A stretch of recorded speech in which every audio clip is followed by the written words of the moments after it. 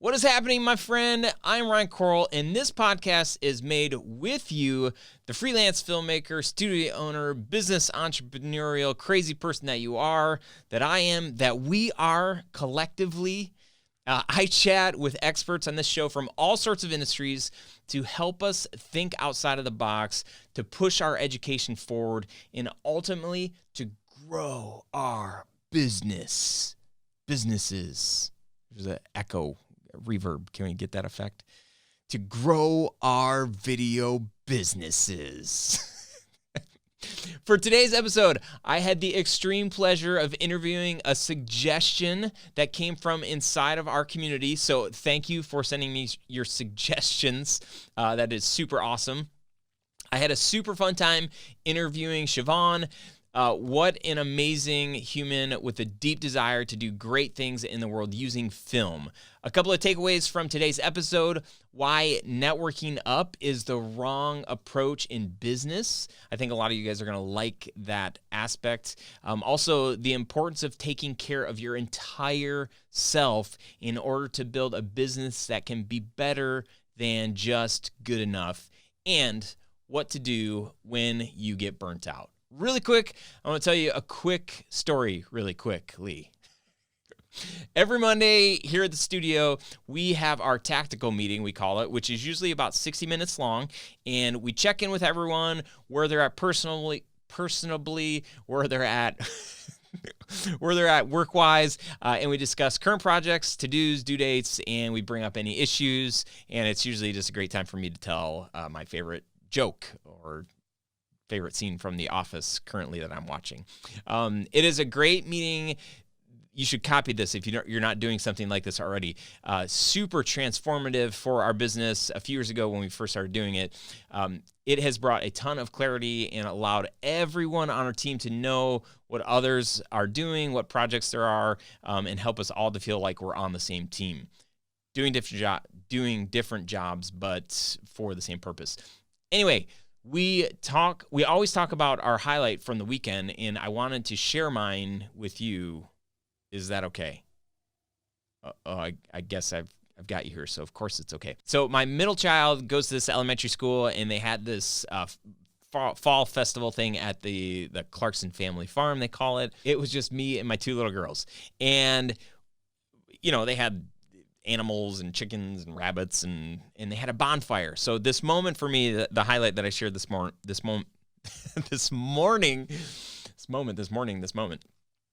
the highlight that I shared this morning was when Hazel, my littlest one, wanted to roast marshmallows. And so we sat in the fire. And this weekend, it was the most amazing fall weather. It was just awesome. So we get our stuff for s'mores. We sit there, we cook her s'more. We're sitting in this little chair, and, it's kind of dark out, and she's in my lap eating this s'more. She's got it, it's like the thing's like way bigger than her hand because her hand's still really little. And I just, the fire, the glare or the glow of the fire was like bouncing off her face. And I'm just staring at this little human being. And just like, this is such a precious season in my life, and the fact that I have kids, that I have a family, that I'm a dad, that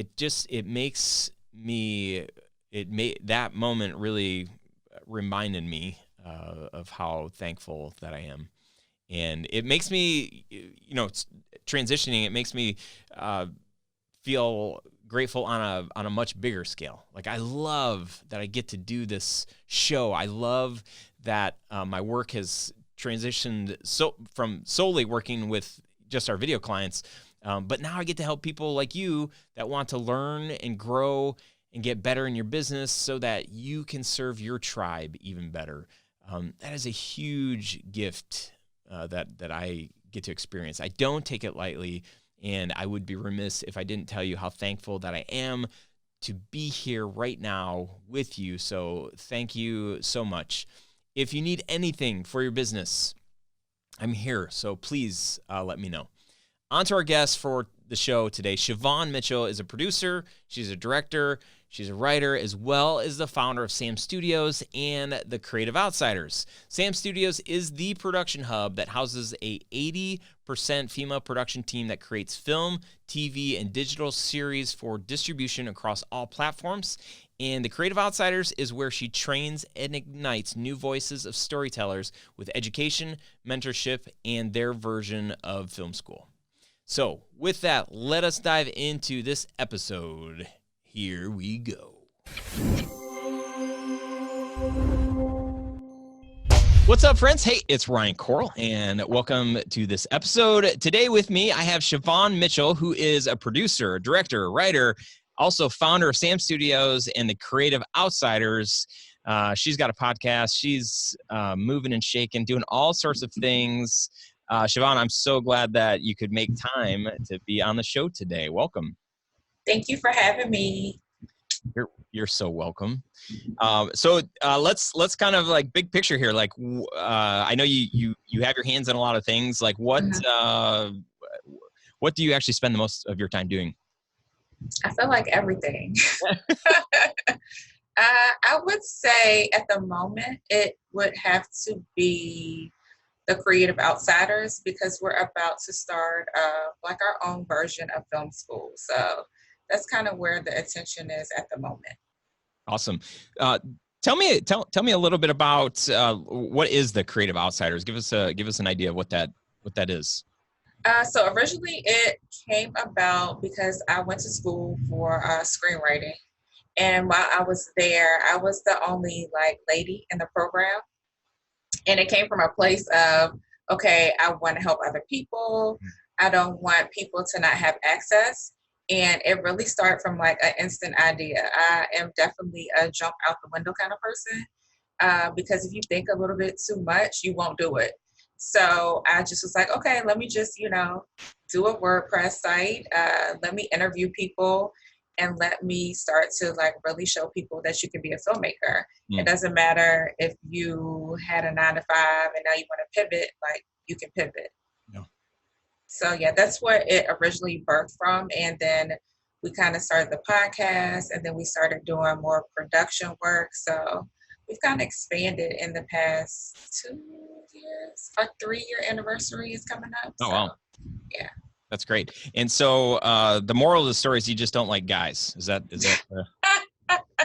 I'm just teasing. That's not true. I will say that it is very interesting. I remember, I forget what episode, it was very early on when Matt and I had first launched the show. We had gotten an Instagram message from one of our listeners, and she said, man, I love the show so much, but what the heck, where are the female filmmakers? And I was like, oh, geez. And then I just started like going through my brain. I'm like, I do know some, but like the people that I normally talk to, the people I normally hang out with, I mean, I just hang out with guys a lot. And what I've also found is that there are so many stinking guys in this industry compared to women that it's a little frustrating, because I want the female voice to be represented on the show, but there's just not a ton out there. So what the heck, where are they all? They're here. It's just, I think it's because, like you said, who you hang around. Yeah. So for me, it's easy to find, women. It's like, oh, okay, everybody's like, yes, thank you so much. And I literally probably 3 months ago was like, okay, guys can be a part, but it is going to be majority women, but guys can come. It's fine. But I just think it's just putting it out there, because once you keep putting it out there, you'll find people. Yeah. They'll show up. Well, what's interesting, I don't remember which conversation this was, but again, it was early on where I kind of responded to this woman. I just said, hey, like, we've reached out to a number of different people, and it's interesting because I feel like I probably have gotten half of the women that I've asked to be on the show have declined. Really? Or have just put it off and said like, yeah, I would love to. And it's so interesting to me because what this lady had said to me, she said, well, that's part of the issue, is that, number one, women just don't feel like they have a voice or something to offer to begin with. Right. And now, here I am trying to open the door and let that happen. But because of that insecurity, that just the way our culture is, the way the way that our world is, I think, unfortunately, women just are not as bold as well. I shouldn't say as they should be. They're not. I don't know. They're us stinking men. We've just got so many issues. So I'm so sorry on behalf of all of us. It's okay, but that's why I try to make sure I tell the women we have to use our voice. Yeah. And I think just because I don't think too much about it, and I feel like I always have something to say. So if I have to be like the person who is gonna push everybody, like, come on, like, we do this amongst each other, so let us do it in a crowd. So yeah, I love that. And that's why, when I first came across your stuff, I forget, somebody had recommended that we look into having you on the show. And I started looking into what you're doing. And I'm like, man, that's amazing. Like you have that channel, you have that platform where you're trying to speak into women and give them the courage and the stuff that they need in order to feel like they can step out and that they have a voice and that they should share it. And I just love that. So I commend you for doing that. Thanks for doing that. And I'm hoping, like, selfishly, that you're going to be able to introduce me to some other ladies that we can. I will. I have plenty. I'll send them your way. It's awesome. It's hilarious too, because I think that I'm not entirely sure how some of these episodes are going to roll out, but I think we probably had a drought for the last, I don't know, 10 or 15 episodes where there's no women, and then for the next like 3 or 4, it's just going to be woman. We didn't do that intentionally. It's just like, it's just the way the cookie crumbles. So right. Well, so tell me one of your favorite things in the work that you've gotten to do. What has been one of the most rewarding feelings where you're just like, man, I am totally in the right spot. I'm totally doing the thing that I was made to do. I think when I did my first documentary, I did a documentary on a young lady who was like suffering depression. And from that, it gave me like courage to really be like, okay, this is something you can really do. You can like manage also a group of people and get them to follow your direction. So I think it's that initial of doing it myself, because I have worked on other people's projects prior. So yeah, it would definitely be that. That's awesome. What's your background? Like, what's your story? How did you get into filmmaking to begin with? I stumbled across it. So my undergrad is actually in counseling. So everybody's like, counseling, yes, it helps, because it helps me be able to like maneuver people on set. And then I wrote a book, and I remember I said, okay, I want to go to school for my master's. I want to go for publishing. But when I went, I was like, maybe publishing isn't it for me. And I just always felt like I had something to say. And I said I wanted to do it outside of the realm of books, which I love because I've written 2 books, but no big deal. Right.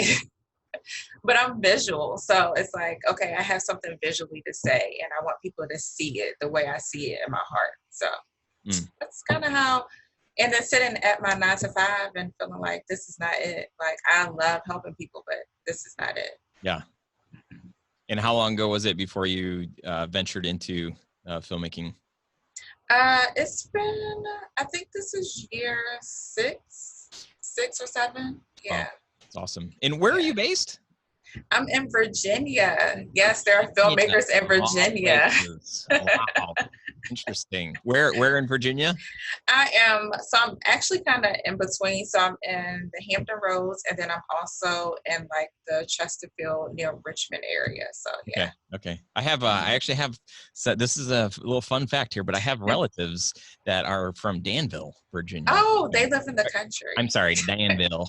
They live in the country. Yeah, yes, they do.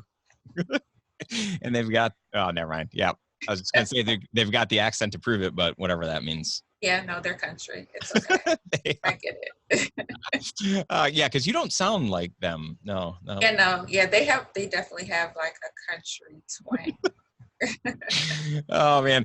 So one of the things that I've heard from you in a couple of different areas is this idea of collaborating across the table, and I'm curious for you to unpack that a little bit and share with us what that means to you and why that's important. So usually for filmmakers or anybody, like even if you're in business, we have this idea that we have to network up. Like I have to go to this networking event and I have to meet the person who's in charge. And I just found that like there are people in your direct vicinity that are across the table from you and they're like on the same level as you. They just have a different skill. So instead of trying to like bypass everybody, why can we not just work together in vicinity and then like build and excel together versus like, oh, I'm gonna forget about you because you haven't arrived. So that's my whole thing. Like we look for I guess like people to be successful with. And it's like, why not do it with people who are in your community and grow together? No, but I mean, I think that's true. And I think that's what discourages, especially if you're a filmmaker, it's and you're new. You then feel like, okay, how do I get to grow if nobody will give me the opportunity? Yeah. And that's how I felt. Like I've met so many women, and the first thing they say, like if they message me, they're like, "Oh, I don't have what you have. You don't know. Like you don't know if you have a skill that we can utilize together." And it's just like I don't want us as the people to like negate our skills because it's not better than what we think ideal like success is. Like no, you have a skill, like use it and work it and then connect with somebody who has what you need. And it's just somebody that's like literally across the table from you. Yeah. Who's gonna respond to your email, who's not gonna ignore it because like you said, they're like, oh, you haven't arrived, come back in 10 years. Yeah. Yeah, it's really good. You know, I don't know how many Hollywood movies are like fit around this theme, right? It's always the Right. underdog. It's like, no, you guys, like this person has it. You know, they haven't been Yeah. discovered. They haven't. It's like, yeah, life would just be so much better and so much more fulfilling if we didn't care about the titles. If we didn't think that, man, maybe this person's gonna help me get my next big break. But it's like, if we just change our mind and say, what would it look like to befriend this person, to serve this person, and to just be a good human? When we do those things, like life just becomes more fulfilling, period. But then it's amazing the doors that open. And then like when you actually meet people when they first start their business in year one, and then 15 or 20 years later, Right. which is I'm at the 15 or 20 years later, the people that were with me way down here and we kind of like banded together. Yeah. Gosh, you know, look at them now. They're like Right. doing, and so that's the thing. It's like, you never know. And so you should treat everybody as if they matter because they do. Exactly. Because they do. Yeah, that would actually, I think that would change the planet. It would. And I'm here for changing the planet. Yeah, I'm in. Let's do it. All right, podcast over. Let's go do it. Right. No, seriously, it's over. No, I'm just kidding. Well, with that in mind, or maybe this is a segue. At our studio here, we make fun of a former employee who is a dear friend of ours, Lindsay. She doesn't listen to this show, so she's not going to be embarrassed. But when she read the word segue, because we were doing this thing on the board, she called it a sieg. And, so anyway, I was going to say sieg, but nobody would get it. But anyway, shout out to Lindsay. We miss you here at Tell Studios. Love you. And I'll see you when you drop off our eggs from your awesome chickens next week. Okay. Anyway. Let's say hi, Lindsay. Yeah. So what is the biggest piece of advice that you would give to filmmakers? Ooh, the biggest piece. Or one of your favorite pieces of advice? We can go with biggest piece of advice. Okay. I'm okay with that. No pressure. I would say, I don't want to sound cliche. Oh gosh, like don't give up. No, I would say don't listen to the crowd. Yes. Don't listen to the crowd.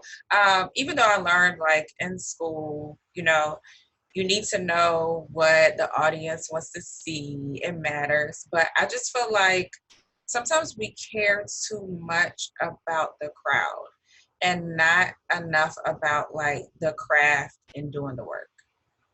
Yeah. Because if I keep doing the work and I keep putting in the time, like success is going to happen. Like whatever like definition of success it is for me, it's going to happen. But we get so easily distracted by the crowd, whether it's like our audience, whether it's like family and friends or other filmmakers. So yeah, don't pay attention to the crowd. Keep doing the work.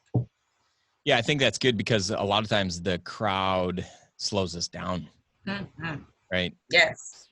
It stops us from creating. It stops us from creating what we originally thought. And you know, there are instances when like I feel like in marketing or business, when you're working on a very specific thing with a very specific message for a very specific audience, with a very specific call to action, like that, there is some sort of like, hey, let's collaborate on this. But like when you have a story or you have something inside of you that has to be shared, then it's like it's not about the crowd or your little, you know, your little clique or whatever. It's like this is bigger than that, right?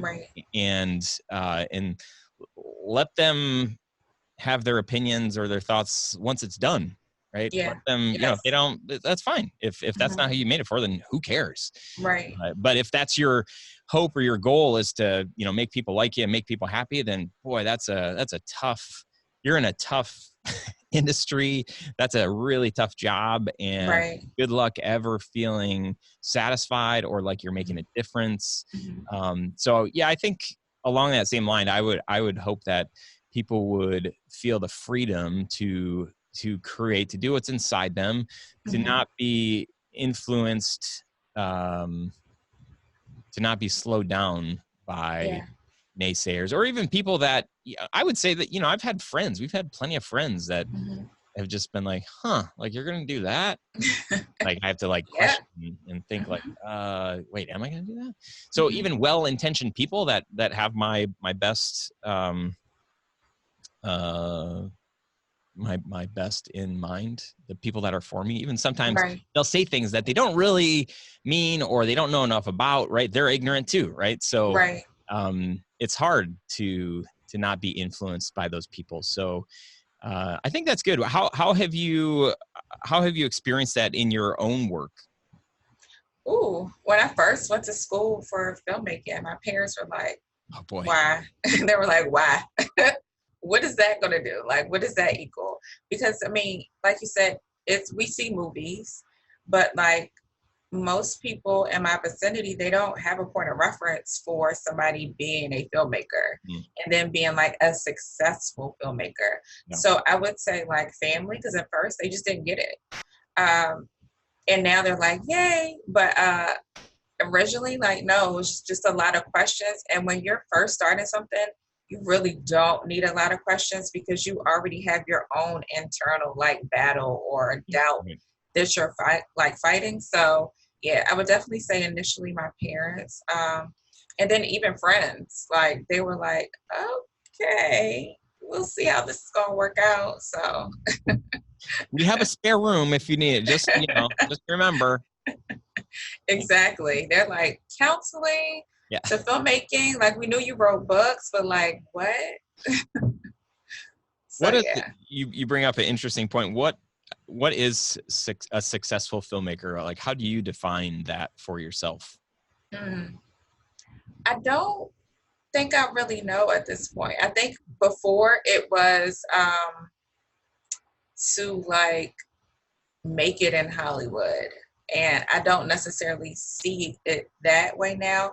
For me, it's more about success would be me greenlighting other people's projects on a consistent basis and being able to give people space to use their voice consistently. Who wouldn't?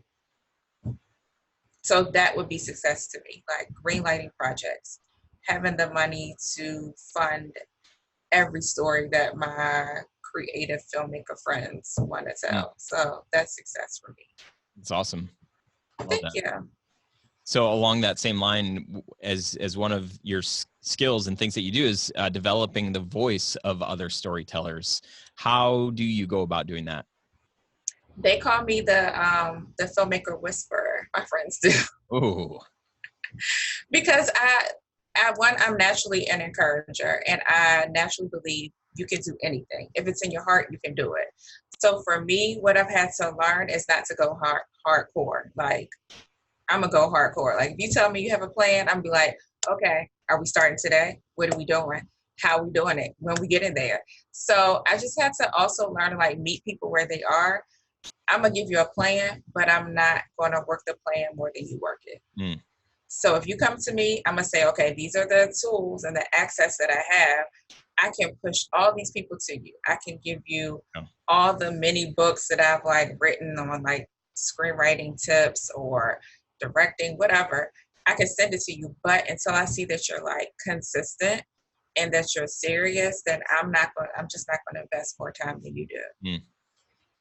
Yeah, that's good. Yeah, that's as a coach, that is one of those things that you put so much stuff out there, and if people are just like not going to take any initiatives, like okay, well then nothing's going to change. You're going to Right. stay stuck. You're going to stay frustrated. You're not going to grow. You're going to continue to wonder, why isn't anything happening that I want to happen? It's like, well, bro or sis, you gotta, got two legs. You gotta move. You gotta take some action. Yes.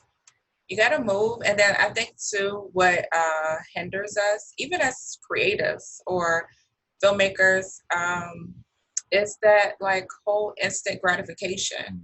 As much as social media is like a benefit, because it is, it also gives us this false reality of what the filmmaking process is.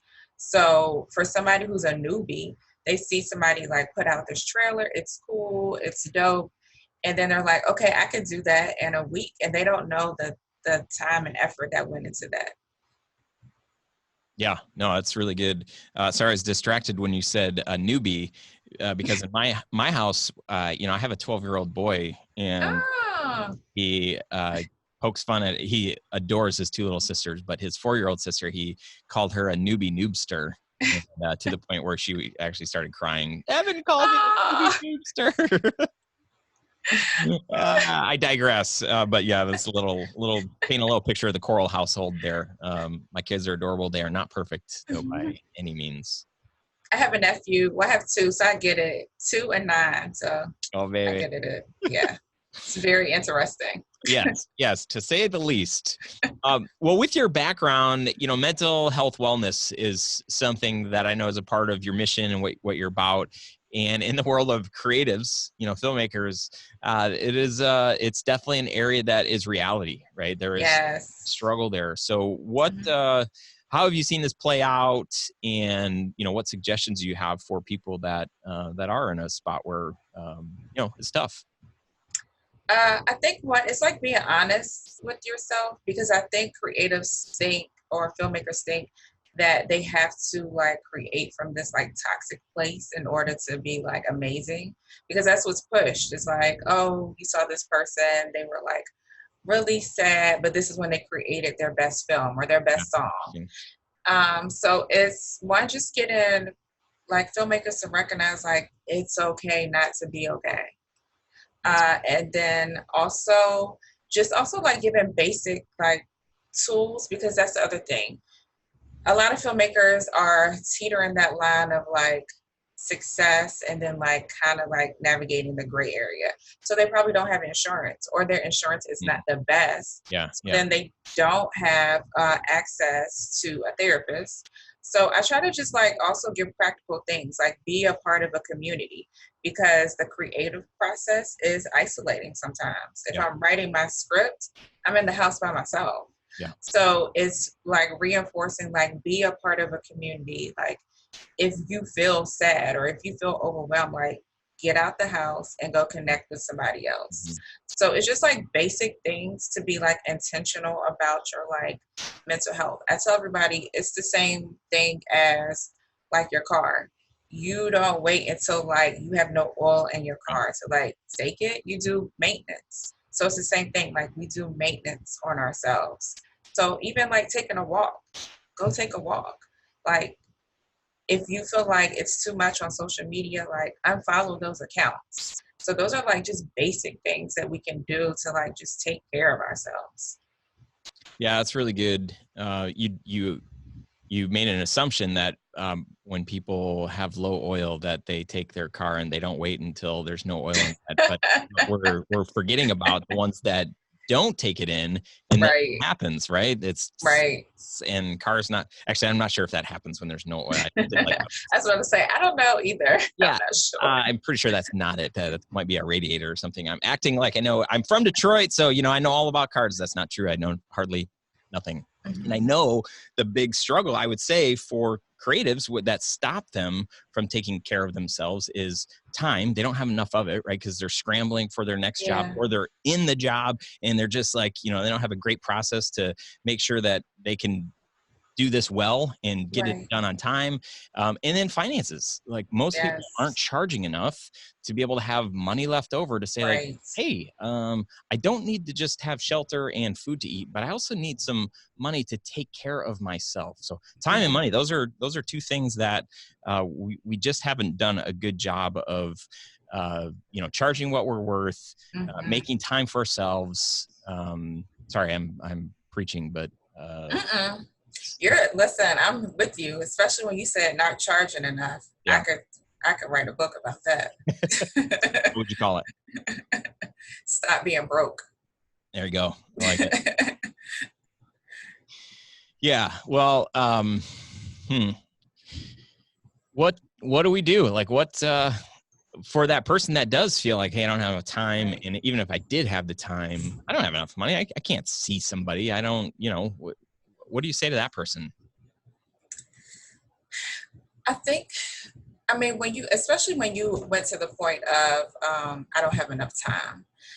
This is what I've had to learn. Like, I had to make time. Like, if I don't, then time's going to make it for me, because I've been burnt out and I've been depressed before.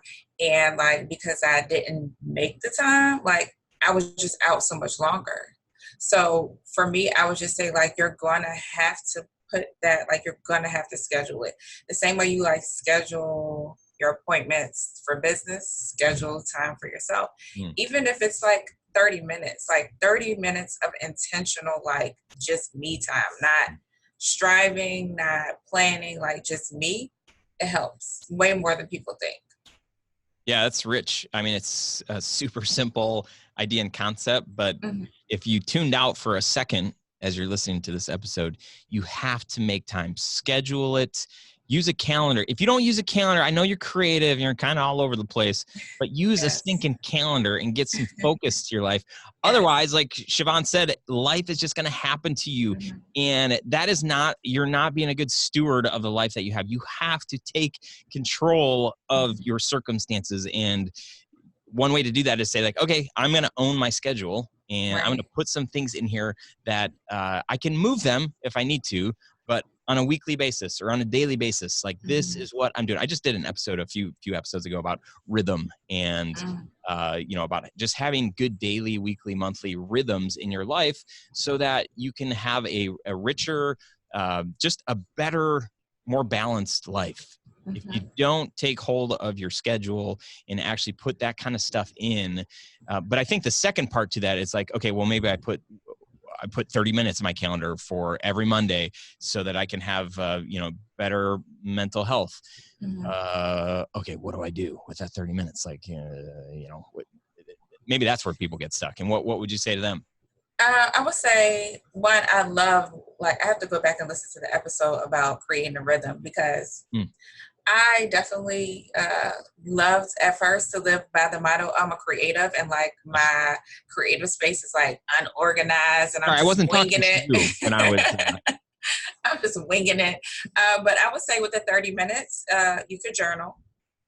So I have like a journaling process. I start off with like gratitude, like just what I'm thankful for, and then I process like what didn't work for me that day. Mm. So I'm like, what didn't work? Like, when I was upset, let me be honest, because a lot of times we're just not honest out loud. Yeah. So Yeah. your journal is a safe place. So let me journal whatever those feelings are, and then like, what am I going to do to navigate or change it? Like, I always end on a positive, because it's easy to point the finger at other people, rather than look at yourself.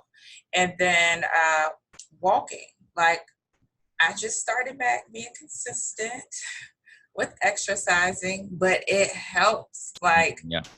I'm not a morning person, but I've been getting up, walking in the morning, and like, my day is just totally shifted just from that, committing like 30 minutes, because I don't go beyond 30 minutes. I'm not going to lie to y'all.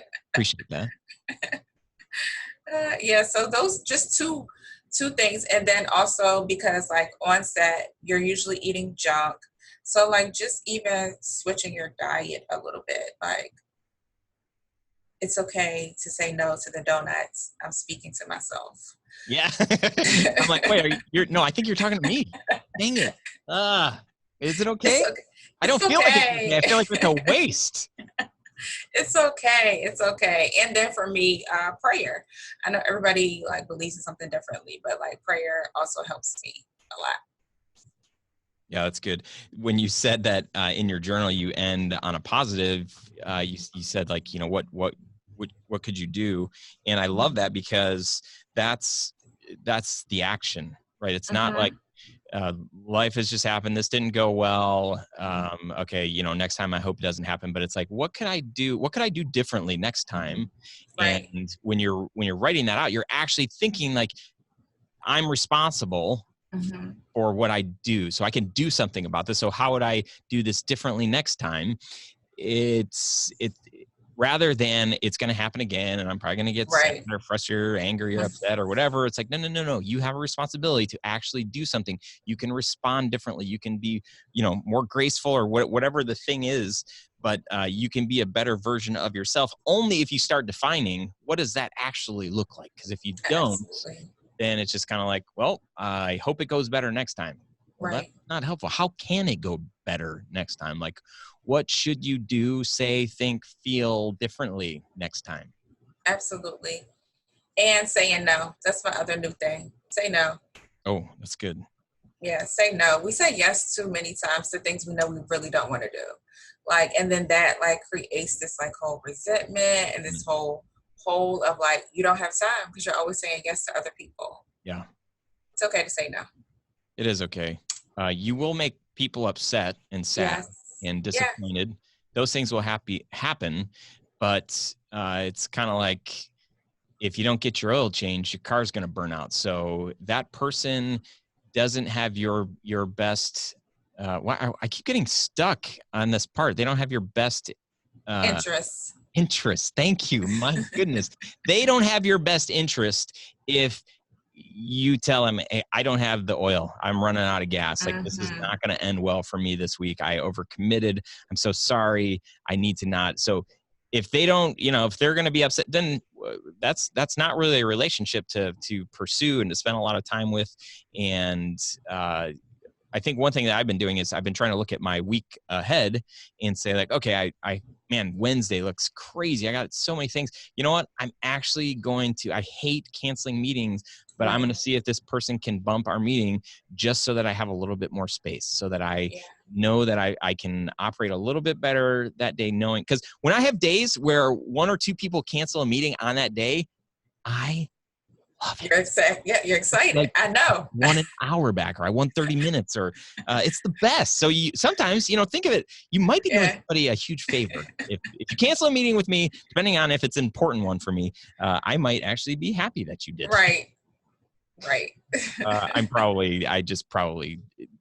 It's okay. We agree. So we both like are kind of out there. So now people are going to be canceling meetings all the time with me. I'm going to look at my calendar and yeah. Well, this has been awesome, Shivawn. Thank you so much for doing this. I'm curious, how can people connect with your community and get involved with the stuff that you are doing? So you can actually go to The Creative Outsiders. We have a website, The Creative Outsiders. We're also on social media, and usually we have like quite a few calls to actions just to get people more involved in being a filmmaker, being a better like business owner as a filmmaker. So just keep tabs on us on social media, and we're going to be like pivoting next year. So be on the lookout. Very fun. Well, this has been great. And you have a podcast. Yes, I do. It is The Creative Outsiders. We are on Apple, Podbean, and I think some other ones too. Just Google us. We're up there. My intern would be so mad at me right now, but yeah. And what's the show about? Who's it for? It is, okay, so we interview only women. However. See, I knew it. However, there are men listeners because I get Oh, DMs. you They let say, the men listen. Wow. That's so kind of but you. you know what? Next year, I'm going to interview some men. I'm not Okay. going to say how All many. right. I'm going to say some. Okay. All right. But we just basically go through the journey of a filmmaker, and it's really awesome. We have women who have just started to. We interviewed what's her name, Kim. She was the producer for Lady Gaga's Oh, cool. documentary. So it's a wide spectrum. So Yeah. don't feel like you can't listen and get something from it, because you can. Yeah. All right, guys, if you're listening, I think you're allowed to listen to Shivawn's podcast. I'm giving you a hard time. Man, thank you so much. Oh, I don't know. I'm going to apologize. I think I've said man like 30 times on this episode. And I don't know. I think something subconsciously was like, Ryan, you're having a woman on. You better make sure everybody knows you're a man or something. I don't know what that is. Anyway, I'm so thankful that we got to do this, woman. It's okay, because really my friends that are girls, we call each other bruh. So well, yeah. So anyway, bro, it was good. It's cool. Good to be together. I'm excited about what you are doing, the community that you're building, and wish you tons of success. And looking forward to hearing what the pivot is for next year, and continue to do great things, Shivawn. Appreciate you. Thank you, and thank you for having me on. You bet. All right, thanks for listening to episode 146. If you would like the show notes where there's links and all that stuff, you can go to studiosherpas.com/146. Whew, getting close to 150. If you like the show, you can review it. Check out this review from Clan McCoy. This is amazing. The subject, or it's titled, "A Must Listen If You Have a Video Business." Let me pull it up here, and I can read it to you. From Clan McCoy, "A must listen if you have a video business. Ryan, I can't express enough appreciation for this gem that you've created. Listening to your podcast during commutes has increased my business's viability and profitability exponentially. Thank you, thank you, thank you." That is awesome. Anyway, if you want to share something like that, please do. You can go to the iTunes store.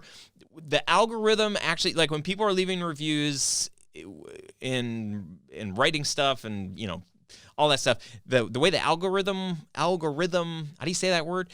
The way that works is, I think the more people that review and post it and share it and stuff, the more exposure that we get, which helps me in the long run know that this show is working, and for sponsors and, the courses and all that stuff that we sell, it just helps. So please feel free to take a minute and go rate the show. You can do that at studiosherpas.com/iTunes. Ever heard of it? Also, I'm hosting a live workshop, things you should do right now to book more high-paying video production clients. Even if you hate sales, check it out, studiosherpas.com/workshop. I would love to see you inside of the workshop. I think that's about all I got. May you have the courage to press on. May you be bigger than your pride and ask for help when you need it. May you continue to thrive in your business so that you can be a blessing to all of those around you. Thank you so much for hanging out, my fellow Sherpa. Until next time, I'm Ron Coral. Peace out. See ya.